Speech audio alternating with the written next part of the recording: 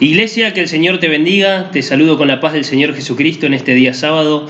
Bueno, acá estamos una vez más trayéndote un mensaje muy especial, porque hoy tenemos una reunión muy especial, porque hoy es nuestra reunión, nuestra hermosa reunión de Santa Cena, ¿sí? Hoy vamos a estar juntos compartiendo la palabra, juntos compartiendo, bueno, estos símbolos tan especiales.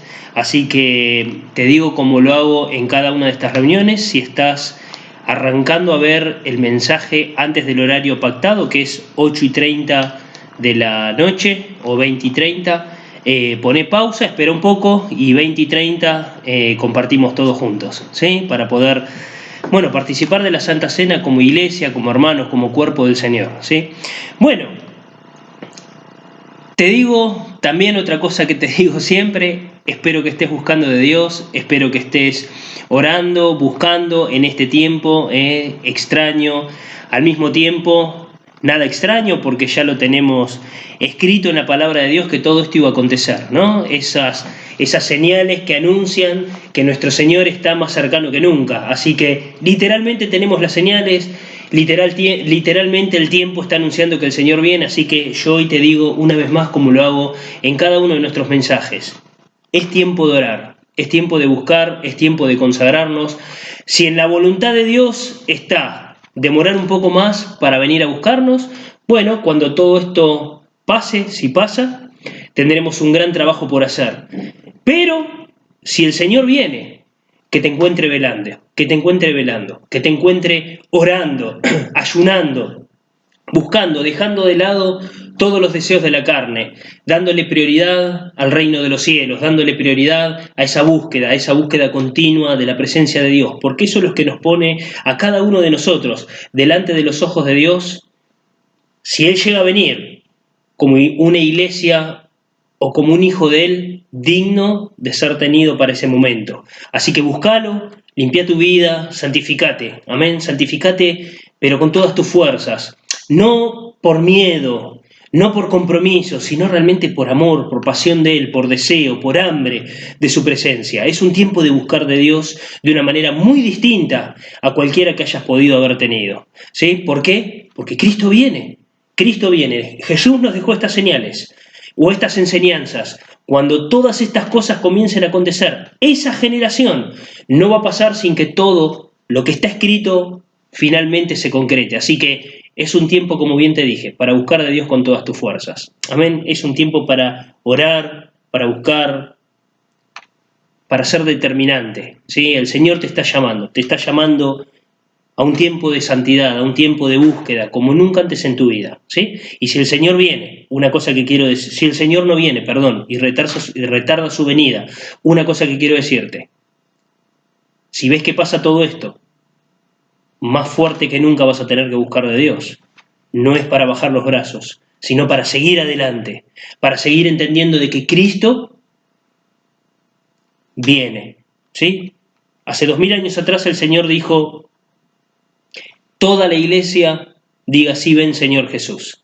Y hace más de 2000 años que la iglesia del Señor está anhelando su regreso. Así que si hace 2000 años atrás esa era la postura de los hombres de ese entonces, cuánto más hoy que estamos más cerca que nunca. Así que, hermano, yo hoy te aliento en este día sábado que lo busques con todas tus fuerzas y que cada vez incrementes y aumentes más y más y más esa búsqueda de Dios. Bueno, hoy quiero hablar sobre un tema que es necesario comprenderlo en profundidad, ¿sí? Antes de ahondar o de meterme por completo en el tema de esta noche, como hago siempre, me gusta hacer una introducción al mensaje. Todos nosotros sabemos o entendemos, como hombres y mujeres de Dios, que el cristiano una y otra vez entra en situaciones adversas, situaciones complejas, ¿sí? Una de las cosas que nosotros los cristianos tenemos que comprender y tenemos que tener muy en claro es que la adversidad, las pruebas, las situaciones complejas, complicadas, siempre nos van a rodear, siempre. Hoy, por ejemplo, estamos viviendo situaciones adversas, hoy inclusive en una de esas visitas con alguien hoy me vi con varios hermanos en el transcurso del día, acompañándolos, alcanzándoles lo que ellos necesitaran, ¿no? Lo que ellos estaban necesitando en ese momento. Y bueno, nada, en cada situación donde nos hemos encontrado, cada uno de ellos me han planteado distintas cosas vividas, vivencias del día a día, situaciones adversas, difíciles, complicadas de afrontar, y obviamente donde ellos también me expresaban la victoria que tuvieron sobre cada una de esas áreas. Pero bueno, la vida del cristiano está rodeada de estas cosas. La vida del cristiano está rodeada de situaciones complicadas. La vida del hombre de Dios está rodeada de adversidad y de pruebas, ¿sí? Y eso es algo que nosotros tenemos que tenerlo presente todos los días de nuestra vida. En Salmos 49, 19 habla sobre esto. Miren, Salmos 19, 49 dice lo siguiente. ¿Por qué es necesario leerlo? ¿Saben por qué? Porque el Señor nos habla, es a través de su palabra que nos habla, y cuando Él nos habla, lo que hace es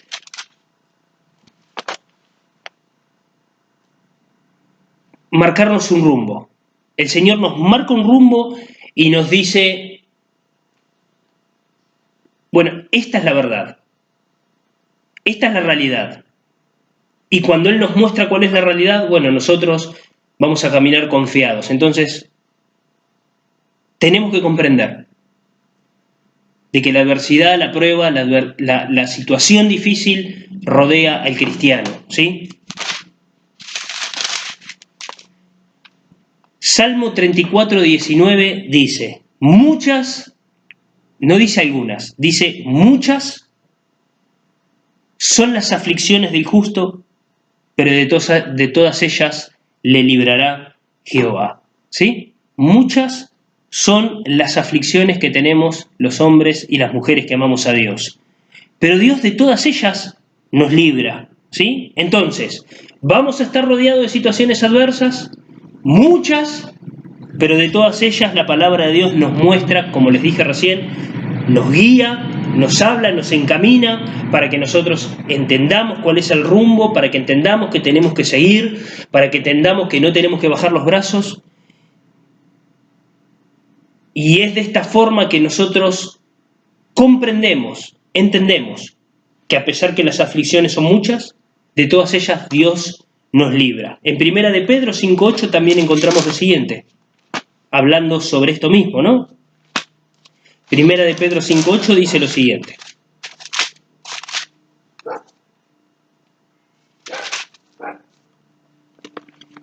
Primera de Pedro 5:8.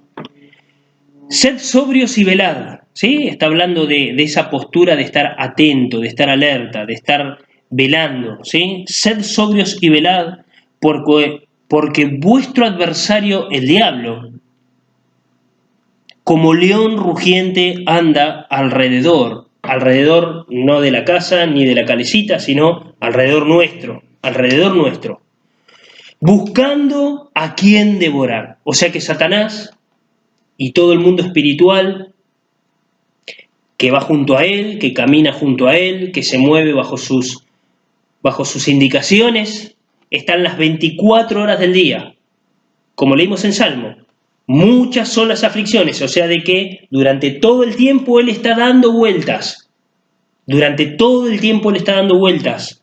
Y dice, frente a esa realidad, sed sobrios y velad, porque vuestro adversario el diablo, como león rugiente, anda alrededor buscando a quien devorar. ¿A quiénes? A nosotros, a los hijos de Dios. Pero miren lo que dice el verso 9. Al cual resistid firmes en la fe. ¿Sí? ¿En la fe en qué? En la palabra de Dios, en todo lo que es el Señor, fe en Él, ¿sí? Porque esta es la verdad, esta es la realidad, no solo la verdad, de la vida de nuestro amado Señor Jesucristo. Entonces, cuando dice al cual resistid firmes en la fe, está hablando la fe en nuestro Señor, la fe en su palabra. Todo lo que tenemos escrito acá es en lo que tenemos que estar firmes, parados, como hombres y mujeres de Dios, ¿sí? Muchas son las aflicciones del justo, pero de todas nos libra Dios. Eso está escrito en la palabra. Entonces tenemos que comprender de qué Él nos libra. Ahora, termina el verso 9 de la siguiente manera: sabiendo que los mismos padecimientos se van cumpliendo en vuestros hermanos en todo el mundo. En todo el mundo. Entonces, ¿por qué estoy haciendo una introducción al tema de esta noche a través de estos mensajes? Porque hoy yo necesito, para adentrarme en el tema de esta noche, diferenciar dos verdades, ¿sí? Una es que la aflicción viene sobre el justo en todo momento, como dije al principio, el tiempo difícil, el tiempo de prueba, la adversidad, la situación compleja, viene todo el tiempo o está rodeándonos todo el tiempo, pero como dice Salmos, de todas las situaciones complejas Dios nos libra, como dice acá en segunda de Pedro, sabiendo que los mismos padecimientos se van cumpliendo en todos los cristianos, en todo el pueblo de Dios, en todos nuestros hermanos. Esto es una gran verdad que tenemos que entender. Pero hay otra gran verdad que también tenemos que entender y que es del tema que yo hoy quiero hablar en este día sábado, ¿sí? En esta reunión de día sábado, que está en el libro de Gálatas capítulo 6, ¿sí? Pero esperen un minutito, o si quieren ir buscando, vayan a Gálatas 6. Yo quiero detenerme por 2 segundos. Hay dos cosas que quiero decir. Hay una cosa que quiero decir antes de leer Gálatas 6.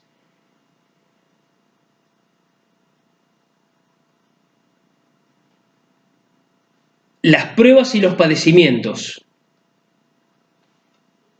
se cumplieron en Jesús. El sufrimiento se cumplió en Jesús. Y ustedes van a decir, ¿eso quería decir, pastor? Sí, porque hay muchos cristianos que tal vez se lo olvidan. Y si en Jesús se cumplió, en nosotros también se va a cumplir. En nosotros también se va a cumplir. Pero, hay algo que tenemos que saber diferenciar entre pruebas, padecimientos que vienen sobre toda la iglesia, a situaciones vividas por causa de nuestros errores, por causas nuestras, culpa nuestra. ¿Sí? Eso es lo que en esta noche necesitamos diferenciar. ¿Sí? Vamos a Gálatas capítulo 6, verso 6. Gálatas 6, verso 6. Gálatas 6, verso 6.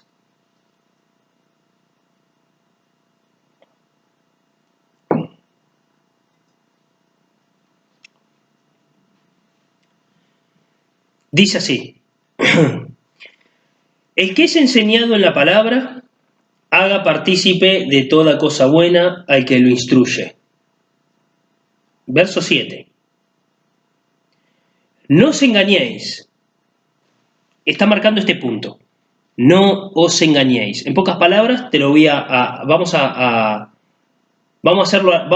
decir estas 3 primeras palabras en criollo. No te chamulles a vos mismo, no te autoengañes, ¿sí? No te autoengañes. ¿De qué, pastor, no me tengo que autoengañar? Dios no puede ser burlado, pues todo lo que el hombre sembrare, eso también segará. Porque el que siembra para su carne, de la carne segará corrupción, mas el que siembra para el Espíritu, del Espíritu segará vida eterna. Amén. El título del mensaje de esta noche es Buena cosecha, muy buena cosecha. Ahora, ¿por qué buena cosecha?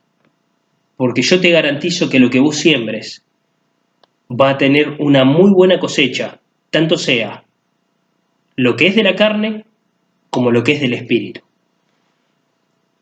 Si tú siembres del Espíritu con el tiempo, y quiero remarcar estas palabras, con el tiempo vas a cegar las cosas del Espíritu. Pero si tu siembra es de la carne, como te dice el verso 7, Dios no va a ser engañado. En pocas palabras, no vas a poder engañar a Dios. Lo que siembres lo vas a cosechar. A Dios no lo vas a engañar. Si sembrás odio, la siega o la cosecha del odio no es amor. Lo que siembres vas a cosechar. Una cosa que quiero remarcar, porque hay muchas personas que en algún momento me han dicho, o mejor dicho, no voy a decir me han dicho, sino que hay mucha gente que no sabe diferenciar entre tiempo de prueba y consecuencia de haber sembrado incorrectamente. Bueno, tiempo de prueba, ¿de qué se trata? El tiempo de prueba se trata de lo siguiente: vos estás haciendo las cosas bien con tus errores como humano, como hombre, y viene de repente una situación adversa, una situación difícil que pone a prueba tu fe, tu confianza, tu amor, tu paciencia, tu mansedumbre, todos esos frutos, porque justamente, como leímos en el verso 8, el que siembra para el Espíritu, del Espíritu ciega vida eterna. Entonces, cuando sembrás haciendo las cosas bien, y que obviamente haciendo las cosas bien es una siembra del Espíritu, ¿sí? Porque estás sembrando en esa vida espiritual conforme al deseo del corazón de Dios, lo que sucede es que va a venir la prueba, pero ¿para qué? Para ser probado todo eso que se está formando en tu vida, ¿sí? Va a ser probado. Todo lo que estás adquiriendo necesita ser probado para que realmente se afiance, esté fuerte, firme en tu vida, inamovible, y que eso haga que vos puedas crecer, desarrollarte espiritualmente. Ahora, si estás sembrando en la carne, si tu siembra no es en el espíritu, entonces, pero eso lo sabes vos nomás, porque cuando yo hablo de la siembra del espíritu, recuerden que recién hice una pregunta, o puse entre paréntesis un concepto. Hay muchos que no saben diferenciar entre tiempo de prueba o consecuencias de sembrar lo contrario a lo que es del espíritu. Bien, si estás sembrando en el espíritu, viene la prueba, y la prueba es necesaria para afianzar todo aquello que estás formando en tu vida, aferrándote fuertemente del Señor. Pero si estás sembrando la carne, lo que viene no es un tiempo de prueba, sino la consecuencia de tu desobediencia, la consecuencia de tu muy buena y excelente siembra en la carne.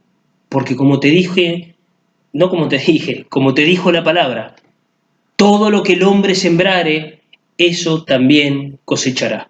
Si sembrás peras, no podés esperar cosechar batata, o si sembrás papa, no podés cosechar radicheta, sino que el que siembra papa, papa cosecha. El que siembra pera, pera cosecha. Por lo tanto, si sembrás en la carne, la siega o la cosecha de haber sembrado en la carne son consecuencias muy complejas, muy duras, muy tristes, muy dolorosas. ¿Sí? Hoy vamos a hablar de esto. El título de esta noche es Una buena cosecha. Puede ser buena, puede ser mala.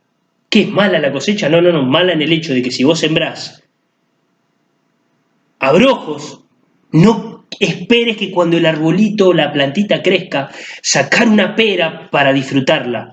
Lo que te van a salir son abrojos. Si sembrás espinos o cardos, lo que vas a tener como fruto de eso, justamente, es algo molesto, es algo incómodo, ¿sí? Si sembrás manzanas, como te dije recién, no cosechás peras, sino manzanas. Pero si sembrás espinos, cosechás espinos. Este es el punto de partida del mensaje de este día sábado, ¿sí? Siguiendo hablando de lo que uno siembra. obviamente siguiendo separando lo que se siembra del espíritu. Usemos el verso 8. Porque el que siembra para su carne, de la carne ciega corrupción, ¿sí? Mas el que siembra para el espíritu, del espíritu segará vida eterna. Las consecuencias de la vida eterna, ¿sí? O lo que uno ciega del espíritu para vida eterna son todas cosas que generan en nosotros ese carácter de Dios, ese carácter de nuestro Señor, perdón, el carácter de nuestro amado Señor Jesucristo en nuestras vidas. Pero cuando uno siga en la carne, la consecuencia de cegar en la carne, y vuelvo a repetir, ¿qué es cegar en la carne? Es todo lo contrario a lo que es cegar en el espíritu. Perdón, a lo que es sembrar en el espíritu. Si sembrás en el espíritu, lo que recoges es bueno. Si sembrás en la carne, lo que recoges es malo. Vamos a usar ejemplos para poder comprender. Si yo siembro mentira, voy a cosechar, como bien puse el título, una muy buena, pero muy buena ración de engaño. Porque justamente yo mentí, engañé, y después lo que termino cosechando es la consecuencia de mi engaño, de que la gente no te crea, que la gente dude de vos, que la gente desconfíe de vos. No hay otra cosa más que eso. Y obviamente que yo te estoy hablando de esto siempre y cuando no se te termine el tiempo. Si se te terminó el tiempo, lo que se ciega de esa siembra no es vida eterna. No es vida eterna. Si sembras egoísmo, vas a tener una excelente cosecha, nada escasa, sino abundante, de escasez, ¿sí? Porque el egoísta la quiere toda para él. Y como la quiere todo para él, no le importa el otro. Y todos tenemos que saber esto, tarde o temprano vas a estar caminando por ese mismo sendero. Tarde o temprano vas a caminar por el sendero de la necesidad. Si fuiste egoísta, cuando estés en el sendero de la necesidad, tu egoísmo, a menos que Dios ponga su mano en medio de esto, pero recordemos que la palabra de Dios dice de que Dios no puede ser burlado, que el que siembra en la carne, de la carne, ciega, y el que siembra en el espíritu, del espíritu, cosecha, ciega, ¿sí? Entonces, el que es egoísta, cuando llega el momento de cegar, de cosechar, bueno, tristemente va a ser escasa, va a haber escasez, porque fuiste egoísta, no pensaste en el que necesitaba, en el que dependió en ese momento de tu ayuda, ¿sí? Entonces, cuando llega ese momento, como Dios no puede ser burlado, todo lo que nosotros, miren, hay un mandamiento que dice que le tenés que hacer al otro lo que te gustaría que te hagan.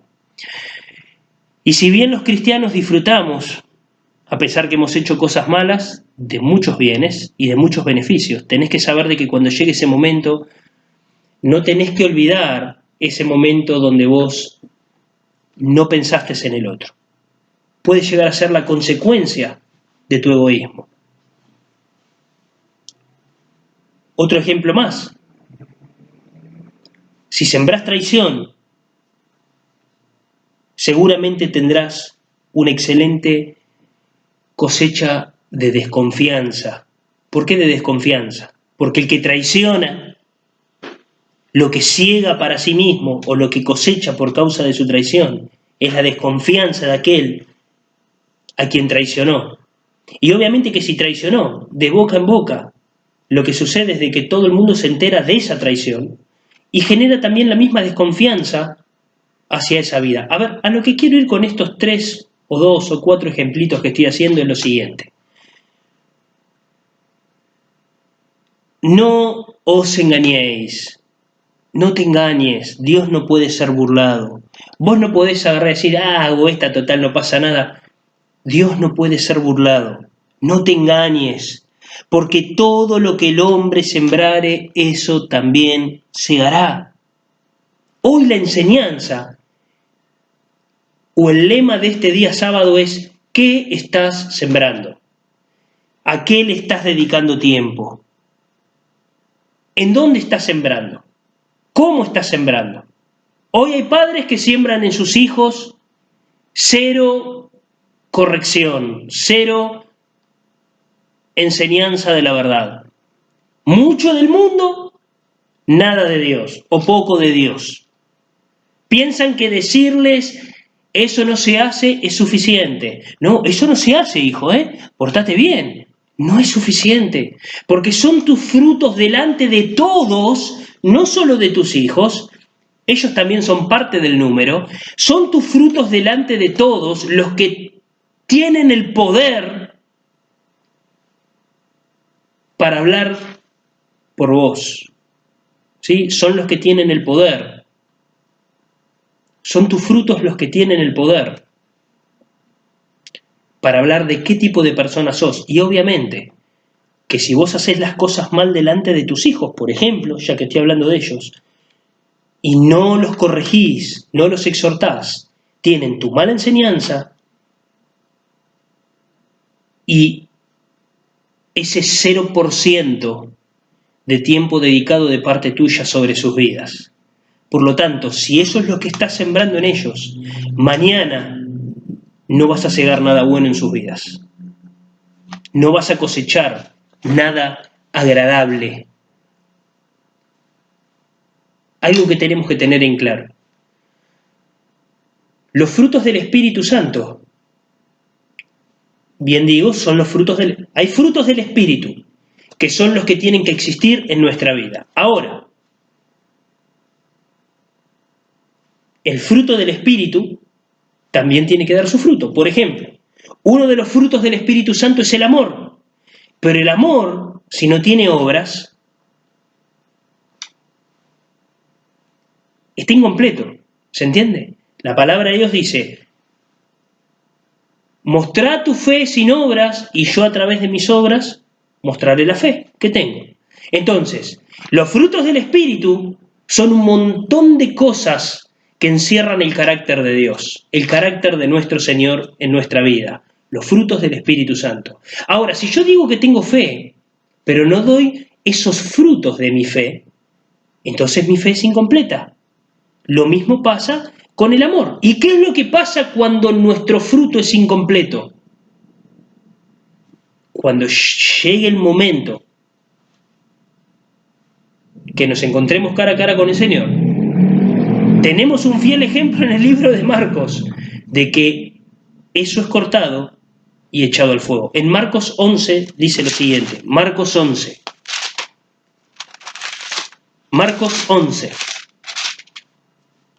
versículo 12 dice,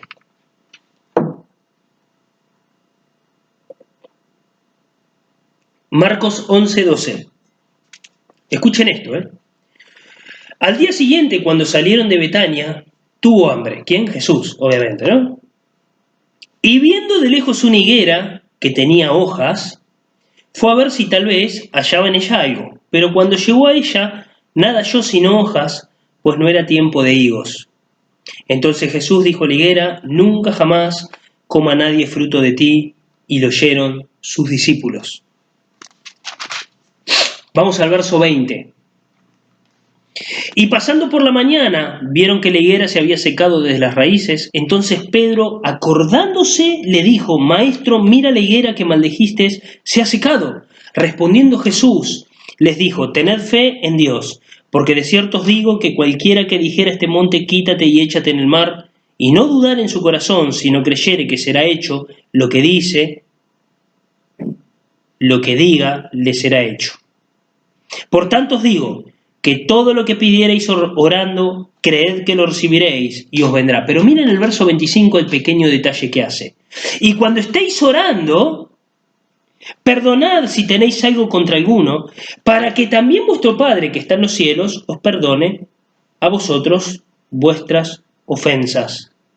Porque si vosotros no perdonáis, tampoco vuestro Padre que está en los cielos os perdonará vuestras ofensas. Ahora miren qué increíble, ¿no? Jesús tenía hambre, sale a una planta, que quiero aclararlo así, vamos a explicarlo así para que se entienda. La plantita, el árbol de higo, es el fruto de una semillita de árbol de higo, ¿sí? Entonces, alguien agarró la semillita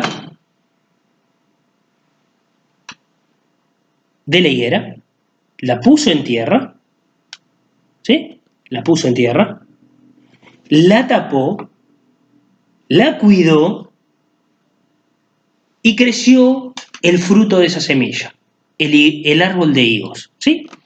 O capaz que el que lo cuidó y el que lo hizo crecer fue Dios, ¿sí? Una semilla voló, cayó en tierra y creció ese arbolito de higo que cuidó el Señor para que sea el alimento de todos los que pasen por delante de él. Ahí encontrémosle las dos posturas, ¿sí? Así nadie, pero no, ¿quién lo plantó al árbol? Porque vieron, se hacen este tipo de explicaciones y después se preguntan quién plantó el árbol, que no es lo que importa de esta historia, ¿se entiende? Entonces, vamos a la realidad. Una semilla es plantada y da por fruto un árbol, en este caso de higos. Pero el árbol de higo, para lograr cumplir su función final, que es alimentar a otro, debe dar su fruto propio, que es el higo en sí. Jesús pasó por ahí, el arbolito que se había sembrado, que un día fue semilla, creció y el árbol existía, ese fruto existía. Entonces hay muchos cristianos que dicen, yo tengo amor. Bien, creció el arbolito del amor y de alguna manera comienza a demostrar que ese amor existe. ¿Sí? Visiblemente está ahí. Pero cuando llega el momento que hay que saciar, porque para eso da fruto luego el árbol, para saciar el hambre de alguien, cuando llega el momento de saciar la necesidad al prójimo, lo que sucede es que no hay higos. Dice que tiene amor, pero cuando llega el momento de mostrar ese amor con frutos reales de amor, los frutos no están. O puede pasar lo mismo si hablamos de fe, ¿sí? Muéstrame tu fe sin obras y yo a través de mis obras mostraré mi fe. Es uno de los tantos pasajes que tenemos en la palabra, ¿sí? Ahora, ¿qué es lo que pasa con ese árbol? El Señor le dijo, hasta acá llegaste. Cuando se encontró con Jesús, fue su fin. Y alguno me va a poder decir, pastor, está hablando sobre otra cosa, porque acá dice, y pasando por la mañana, dice, y respondió Jesús, le dijo, tened fe, por cierto, os digo que cualquier cosa, está hablando de la fe, pastor, lo que usted pida, no, está hablando de la fe, es verdad, pero el verso 25 nos muestra esta gran verdad, y cuando estéis orando, perdonad si tenéis algo contra alguno, para que también, acá está, causa y efecto, perdona para que también se te perdone. Porque si vosotros no perdonáis, causa, el efecto es, tampoco vuestro Padre que está en los cielos os perdonará vuestras ofensas. La ley de la siembra y de la cosecha. Lo que siembres, cosechas. Siembras falta de perdón, cosechas que no te perdonen. ¿Por qué quise usar este ejemplo? Porque es el fiel ejemplo de que si vos sembrás algo malo, lo que cosechás es algo malo y está dictaminado por el mismo Jesús. Jesús dijo, si no perdonas, yo no te perdono. ¡Qué malo que es Dios! No. Es una ley espiritual. Si vos sembrás odio, lo más probable es que luego coseches todo algo que va a generar mucho dolor alrededor tuyo. Tristemente, hay esposos, esposas, muy tristemente, que siembran discordia, pelea, egoísmo, y después hacen este tipo de preguntas medias místicas, vamos a decir así, pero al mismo tiempo un poco hipócritas, ¿no? Diciendo, ¿pero acaso Dios no es misericordioso? ¿Dónde está el amor de Dios? Yo me arrepentí, ¿y esto? Pero a ver, totalmente que Dios es misericordioso y Dios es amor. Por eso seguís vivo, por eso pediste perdón y estás ahí. Por eso te sale el sol sobre la cabeza y te sigue dando su calor, y por eso llueve sobre tu cabeza y te refresca. Es real, el amor de Dios es real. Pero hay algo que tenés que entender, que si hay algo complicado que te rodea, no es por causa de la injusticia de Dios, sino que es por causa de tus errores, porque es lo que sembraste. Si vos sembrás discordia, pelea, egoísmo, después no culpes a Dios, porque uno se reúne después para hablar por ahí con nosotros, ¿no? Y dicen, ¿y dónde está? Pero Dios no dice, claro, pero eso es lo que Dios dice. Dios dice, sí, que te perdona, pero después que vos haces las cosas mal, hay consecuencias de tus errores. Y las consecuencias de tus errores se pagan en esta vida. ¿Sí? Uno paga en esta vida. Miren, vamos a romper un poco el misticismo. Si vos tenés una deuda con un banco, un día el banco no te llama, hola señor Monteiro, en mi caso, ¿no? Hola Monteiro, mire, quiero decirle que milagrosamente su deuda ha sido cancelada, no está. ¿Cómo? ¿Mi deuda? O vamos a hacerlo diferente, no se entiende, ¿no? Llamo al banco, no, quería saber cuál es mi deuda. No, la verdad es que su deuda desapareció.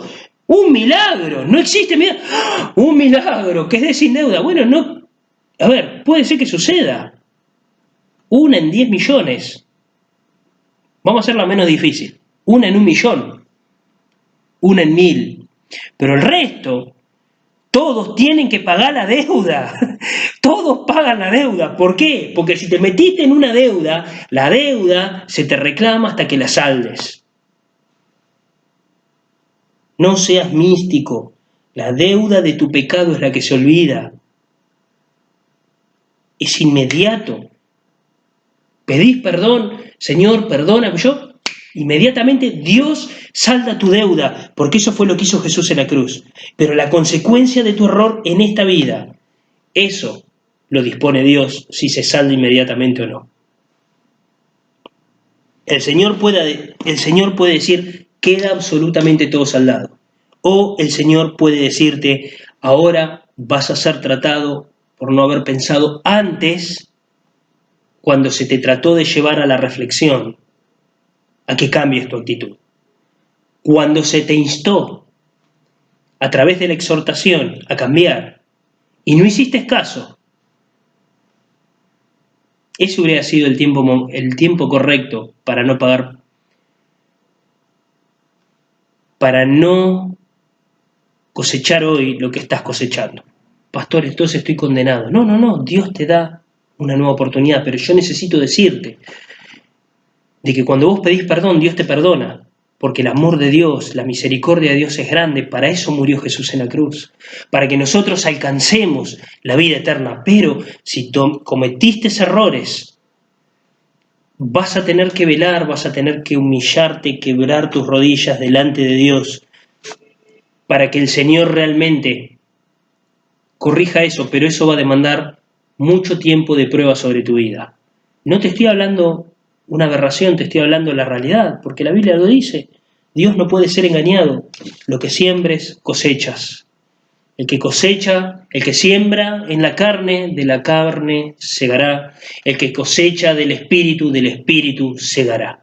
Así que, si Dios hoy te está advirtiendo que hay cosas que tenés que resolver, resolvelas. Porque si vos tenés un ejemplo, vamos a un ejemplo. Primero quiero marcarte algo. Si tenés una vida inmoral, estás lejos de ser hijo de Dios. Ahí tenés que corregir algo, porque si vos sabés de que ser hijo de Dios es la diferencia entre la eternidad junto a Él, a la eternidad alejado de Él para siempre, condenándote, entonces tenés que comprender lo siguiente, de que si estás viviendo una vida de inmoralidad, se tiene que corregir ya mismo, porque eso te separa de Dios. Ahora, esa vida inmoral tiene consecuencias muy graves, consecuencias graves que aún lo podés pagar en tu propio físico, porque es la consecuencia de lo que estás sembrando. Si vos sembrás en esa área de tu vida que es carnal, lo que segás al final es dolor, es sufrimiento, es padecimiento. Dios no lo quiere, por eso Él advierte, pero los seres humanos son muy duros y hoy Dios te está llamando a esto, a que te fijes bien cómo estás sembrando. Sembrar en el Espíritu, no siembres en la carne. Segunda de Crónicas, capítulo 7, verso 14 dice: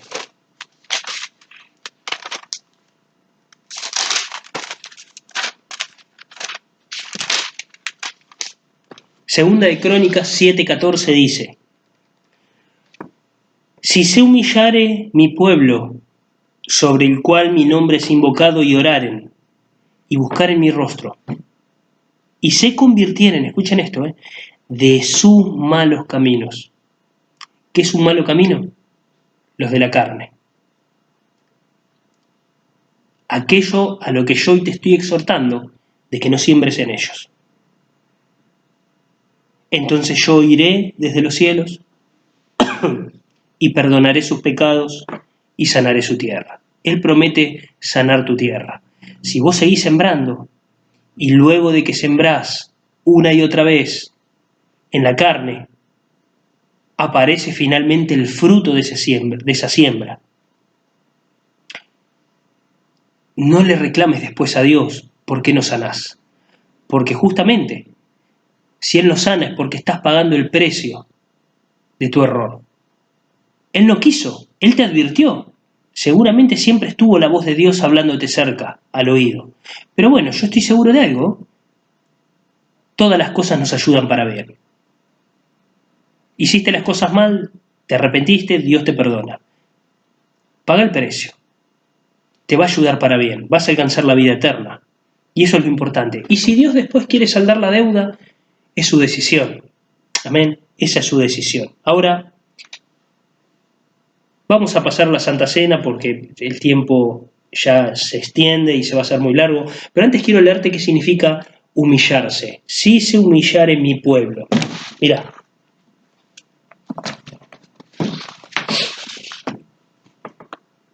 Para los que tienen un Strong, como el que tengo yo, en el diccionario de palabras hebreas y arameas, en la página 61, van a encontrar bajo la denominación 3665, una palabra que es la palabra caná, ¿sí? Eso es este término, humillarse, ¿sí? Y miren qué significa caná, del hebreo. Doblar la rodilla, humillarte, abatir, derribar, quebrantar, someter, subyugar. ¿Saben qué quieren decir estas dos últimas? Someter y subyugar, rendirte. Rendirte, dejar de resistirte por completo de una vez por todas y rendirte de una vez por todas a aquello a lo que Dios te está llamando. ¿A qué te está llamando Dios? Dios te está llamando a que comiences a sembrar realmente en el Espíritu. Es tiempo de tomar conciencia. En este día sábado vamos a participar ahora de la cena.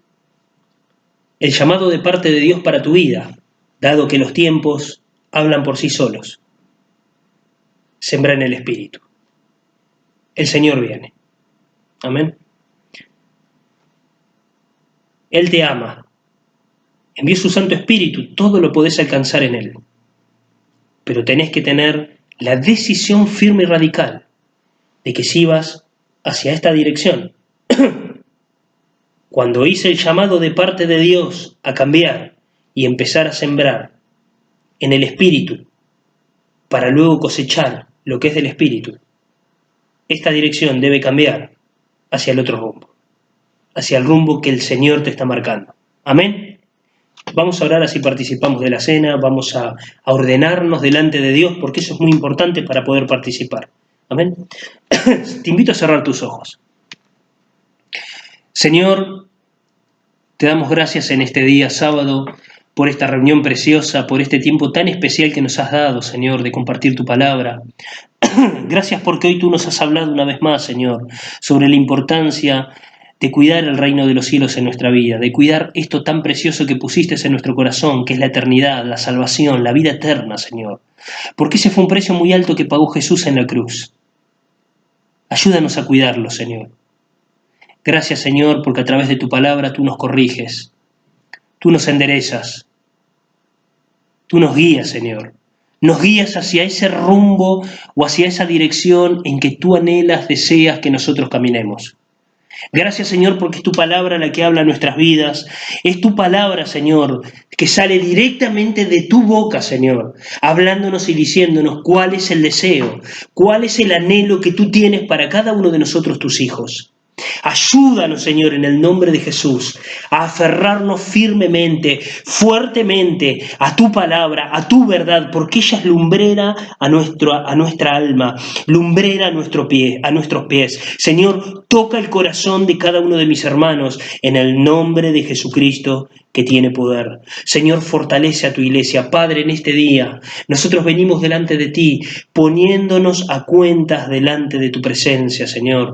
Tú conoces las cosas que deben ser arrancadas de cada uno de nosotros. Señor, tú conoces las malas decisiones que se han tomado. Tú conoces, Señor, las malas decisiones, Señor, que se han puesto en primer lugar antes de la obediencia a lo que tú nos pides, Señor. De la obediencia a lo que tú nos pides.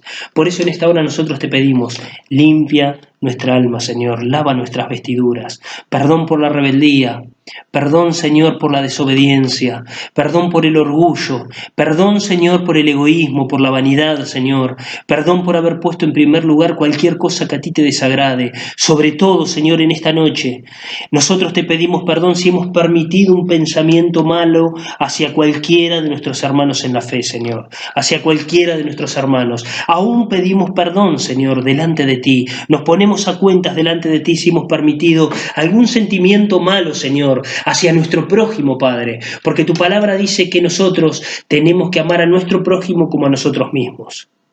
Y si bien este símbolo es el símbolo de la unión del cuerpo de Cristo, nosotros queremos estar totalmente a cuentas delante de ti, Señor. Llena de tu santidad a tu iglesia. Glorifícate sobre cada uno de mis hermanos, dales el poder, dales la autoridad, Señor, dales la fortaleza para alcanzar ese anhelo que tú tienes para cada uno de nosotros. Seguí orando por un instante más ahí en tu casa, decile, Señor, límpiame. Perdón, Señor, por cada falla, por cada error. Seguí orando, decile, Señor, límpiame, purifícame, santifícame, Dios. Lléname de tu santidad. Decíselo, Señor, cámbiame. Ayúdame, Señor, a tomar decisiones radicales. Ayúdame, Señor, a abandonar todo lo que a ti te desagrada. Yo amo, perdono al que me ofendió, Señor. Perdono al que me ofendió. Y en el nombre de Jesús, en esta hora, Señor, yo te pido perdón a ti. En el nombre de Jesús. Lávame. En el nombre de Jesucristo que tiene poder. En el libro de Primera de Corintios, capítulo 11, verso 23, dice: porque yo recibí del Señor lo que también os he enseñado, que el Señor Jesús, la noche que fue entregado, tomó pan, y habiendo dado gracias, lo partió y dijo: tomad, comed, esto es mi cuerpo que por vosotros es partido, haced esto en memoria de mí. Asimismo tomó también la copa, después de haber cenado, diciendo: esta copa es el nuevo pacto en mi sangre, haced esto todas las veces que la bebiereis, en memoria de mí. Así pues, todas las veces que comiereis este pan y bebiereis esta copa, la muerte del Señor anunciáis hasta que Él venga. Señor, te damos gracias, porque hoy estos símbolos, Señor, hablan de esta gran verdad que tenemos en este pasaje precioso de tu palabra. Tú moriste en la cruz por nosotros, lo entregaste todo, fuiste quebrantado al máximo, derramaste hasta la última gota de tu sangre. Gracias, Señor, por tu misericordia. Gracias por tu amor. Gracias por tu paciencia. Gracias, Señor, por tu espera. Gracias, Señor, porque tu amor es grande, Señor. Gracias porque a pesar de nuestras fallas, Señor, tú permaneces fiel. Gracias, Señor. Pero nosotros hoy estamos unidos en un mismo espíritu, en un mismo sentido. Yo desde aquí, con mis hermanos, cada uno en su casa. Y nosotros hoy te damos la gloria, Señor. Gracias por este pan. Señor, gracias porque este pan es el símbolo de tu cuerpo, Señor. El símbolo de tu cuerpo entregado por completo en la cruz del Calvario. Tu palabra dice también de que tenemos que ser probados a nosotros mismos. Debemos examinarnos a nosotros mismos para ver en qué condición nos encontramos.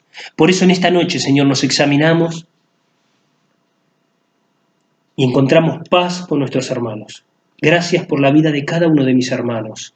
Gracias por cada familia, por cada hombre, por cada mujer, por cada joven, por cada uno de los niñitos, Señor, que tú has puesto en medio de esta iglesia. Remanente fiel, Señor. Padre, yo te doy las gracias. Gracias por todos los hermanos que nos están acompañando también, Señor, que son parte de esta familia hace poco tiempo. Señor, yo te pido, pon tu mano sobre cada uno de ellos, alcánzalos con tu amor, en el nombre de Jesús. Señor, te damos gracias por este pan. Gracias por haberlo dejado todo por amor a nosotros. En el nombre de Jesús, participemos todos del pan en memoria de Él.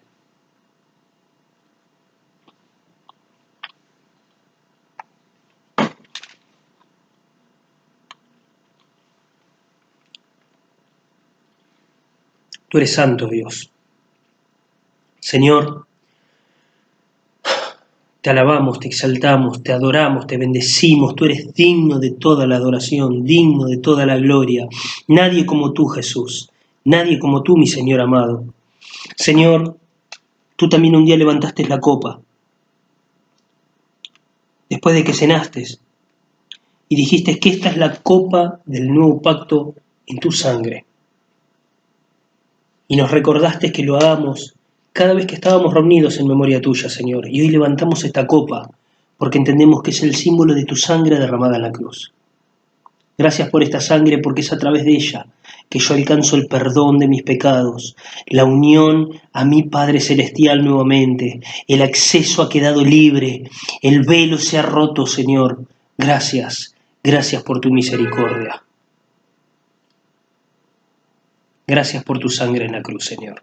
Gracias por tu sangre en la cruz. Participemos todos de la copa en memoria del Señor.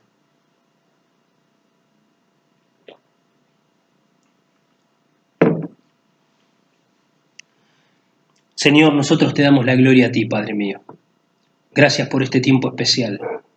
Gracias por permitirnos, una vez más, estar unidos a través de todo este símbolo santo, Señor, sagrado. Gracias por permitirnos ser parte de tu familia, Señor. Gracias por la salvación. Te amamos, te bendecimos. Señor, lloro por tus hijos, por tu iglesia, por mis amados hermanos.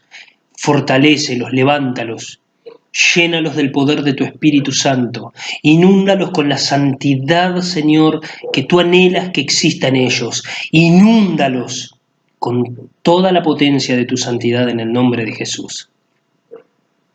Señor, guárdalos, protégelos, guíalos en tu verdad, ilumina en todo tiempo sus vidas, Señor. Cuídalos en el nombre de Jesús. Tus ángeles, manda tus ángeles para que los cuiden, Señor.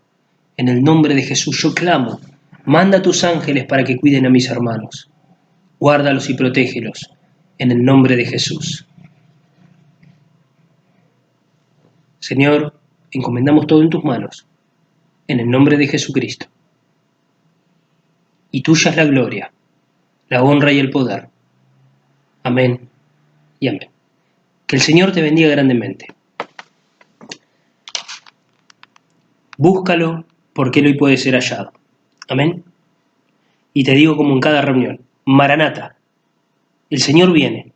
Prepárate, prepárate, prepara tu vida. Cristo viene, que te halle velando. Que el Señor te bendiga. Paz.